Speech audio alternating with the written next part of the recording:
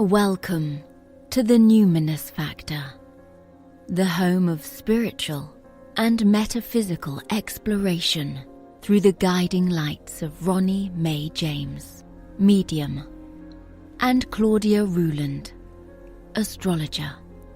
Debate and discussion, observation and openness, stimulation and sensitivity to all matters pertaining to our soul. The Numinous Factor. Welcome everyone to episode 6 of the Numinous Factor. We've been on a little break, but we're back in the year of manifestations and new beginnings, 2019, with a new format and plenty of new and interesting topics to inspire our spiritual chats with you. I hope everyone has had a lovely holiday break and enjoyed some time with family and friends during the New Year's celebrations. And Happy New Year to everybody out there who's listening to us. It would be good really for us to kind of focus on what this year is going to bring, and I'm going to ask Claudia to bring in her expertise to say in a very generalised way what the year of the pig and 2019 bring for everyone, which is much better than 2018. I do love little piggies. Yeah, me too. Yeah, no, it sounds awesome. So we're going to have to do a little bit of research into the year of the pig as well, and just let people know what that's going to bring, depending on what star sign you are. Which is that we know it's all very relative. So, so today's episode is part 2 of our spiritual connection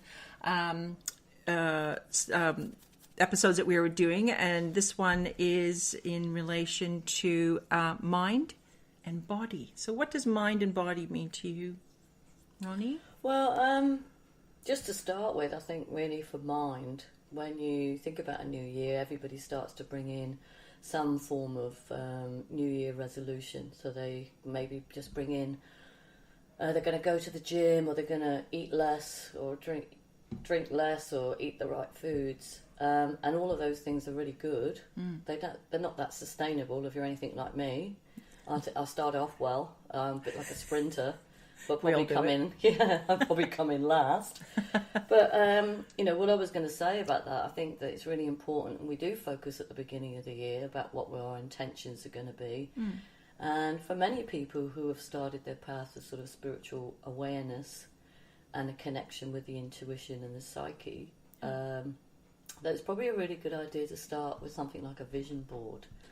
Yes, and vision boards are awesome. Yeah, I did mine last year. Yeah. What did you have on it? Oh, that was funny. Yeah. It was good actually. I was sort of advised to keep it in an area that I was likely to see it every day, and that's the main thing, isn't it? Absolutely. Yeah.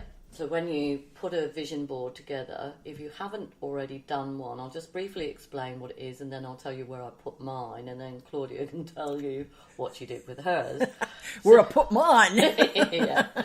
So really, when you get time, and I'd love to do a video on it with Claudia to show you how to actually put this vision board together, is that you outline your intention and what is it that you want to achieve that year. And let's not just think about the monetary value. We often put that first, but health and family and enjoying life is probably the most important thing that we can ask for, because it has that ripple effect. Yeah.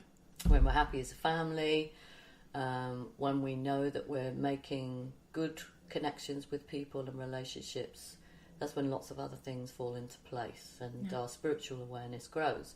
So after you've set your goals and what you want to achieve, so for me, I wanted to be better connected with my family. I wanted to improve my health. Yeah. I knew that there was a change in career coming. Yeah.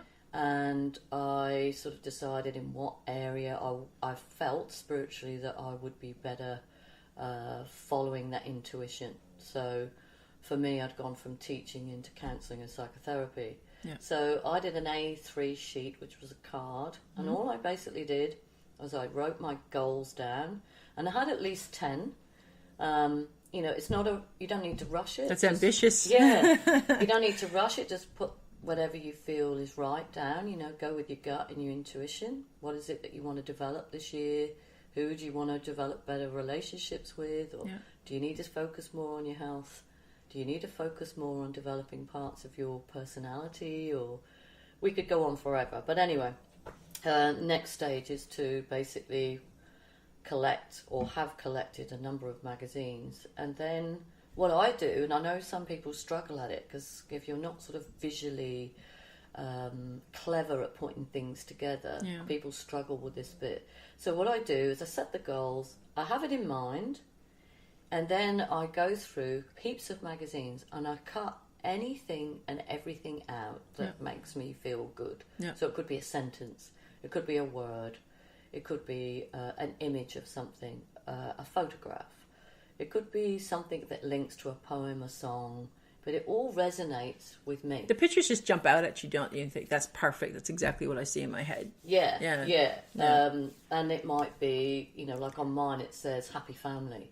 But it was part of a sentence where I just cut out happy family. Yeah. And then there were other images of groups of little children together, some from the Fijian islands. And so that was like happiness with children, family, and maybe a bit of travel. So I cut things like that out. And then you just basically paste them onto the board. Yeah. And that you can do them in any order. Yeah. You can, as long as you create enough space for them to be seen and it's important for you. Yeah. Did you kind of find that bit easy? Well, when I did mine, I think first of all, personally with me, I meditated a little bit to sort of work out what exactly it was I wanted, because a lot of people think they know what they want, but they don't really. So I think if you just quiet your mind and just think about, okay, it's a new year, let's start thinking about what's not working in my life and what do I want to bring into my life. That's a really good start, Yeah, actually. so just really quiet in your mind and think about it a little bit first. And then for me, I've been single for some time, so I think it would be nice to meet someone. What does he look like? You don't have to whisper when you say that. Yeah, I know. But I would think about, okay, what does he look like? I need to get a little bit of an idea. Someone that's relative to my age, someone who likes the same things I like. But I'm quite open to new experiences. So I think you have to just put it out there, but then just let whatever comes. Let the universe do the work for you. So, do you write a list? Because I know when I did some listening into Deepak Chopra, he said, be specific, write a list. Yeah, exactly. And that's why I said meditating was really important, because sometimes when you meditate, all of a sudden other things might pop in your head that you didn't think of. If you just start with the question, what do I want? Yeah. What do I need? Yeah. If you don't want somebody Be who's going to specific. burp after their meals, pick their nose in public. That's what, like then, you? Yeah. Oh, you don't give away my traits. That woman again. Yeah. But you're right. Yeah. So writing a list is a brilliant idea, because then when you start to list, then I would prioritize. Because I know everybody does their vision boards differently, but the way I personally would do mine, the most important thing would be in the center. Yeah. Because that's where my vision's going to go first. And that's the most important thing that I want this year. Yeah. So have whatever that image is, however you want to interpret it, that goes in the center. And then everything kind of branches off, depending on their priority. Obviously the things that aren't as important will start to branch out towards the outer edge of the vision board, but the most important to me is in the center. Other people do it differently. Like one of my daughters, when she did her vision board, she did a linking process. So she started in the top left of where she wanted to start, and then she kind of thought, okay, that's going to lead to this, and then that's going to lead to this, and pretty much she manifested the whole thing. Yeah. So by really, linking it. It had to start here, and then once that happens, then this will happen. Then once that happens, this will happen, and so forth. And it linked. Yeah. And it was brilliant. I just thought that's a great way to do it. So it's whatever works for you. Yeah. And I think that's an important message for anybody that's listening to the podcast, that there's no set way of doing it. Whatever you feel comfortable with. And obviously the visual effect really makes you think and feel about what it is that you want. Yeah. And obviously writing that list, doing the meditation beforehand is really essential for that focus. Yeah. And then going back to what we were saying earlier, don't put it somewhere where you're not going to see it every day. No, because that doesn't make any sense. Or or don't put it where the neighbours can see it. Or and And obviously, if there's very private things in there, you've got to put it somewhere where only your family are going to see it, or maybe just you. Just you. So what I did, I've got a very big mirror in the bathroom, and of course, as ladies do, they like to put the makeup on in the morning and do your hair, and you just look at yourself in the morning anyway, whether you look good or bad. You know. I should have a scoreboard, really. Says, Just you look at it, this needs improvement. Yeah, not so good this morning. But I put it right next to that, and it's behind the door. Yeah. So only I know that it's behind the door, and my family. But anybody else that was to use that bathroom, unless the door's closed, you're not really going to see it. Yeah. So I'm Okay. quite happy with it like that. So And you're seeing it first thing in the morning as well. So it's probably the most prominent thought once you see it, and then you think, right, keep this in my mind for the rest of the day. Yeah. And, it's really important to keep those goals in mind, because you need to focus on it every day. You need to remind yourself. You need to thank the universe. Thank you for that university course, or thank you for the inspiration for something, or thank you for being able to spend time with your family. Thank you for your health. There is that gratitude that you see every day when you go back to visit your vision board. Thank you for the special people that are in your life, like you. Oh, that's so nice. Oh. I owe her $50 now. Shh. We had a bargain. But I just think, it's for me personally, it's always a real time for focus. Yep. And it doesn't matter what your spiritual beliefs are, your religion or your culture. No. It makes there's no harm in focusing on what it is that you want to do this year, and incorporating whatever spiritual beliefs you have to back that up. It's funny too, because one of my resolutions, I guess, last year, or my vision direction in 2018, when we first came into the new year, was one of the things that I recognized about myself was not standing up for myself enough. Yeah. So I think once you make that decision and think, right, this year I'm going to own that, and I'm going to, whenever situations are presented to me, I'm just going to find the courage to stand up for myself, because no one else is going to do it. And it's funny how once you sort of make that a prominent thought in your mind, how the universe says, okay, and they start presenting you with situations where you have to stand up for yourself. Yeah. Let's see how you go. So it started out with like little altercations in the supermarket, and I thought, the old me would have just backed away and just thought, I'll just go down another aisle. But then the new me said, no, I'm going to say something. And it's funny how when you start, when you go up that step, and I mean, you choose your words, you choose your battles. And this particular situation, this woman was being incredibly rude and abrasive and pushy and really loud, like embarrassing me. And I thought, nah, turned around, had a go at her.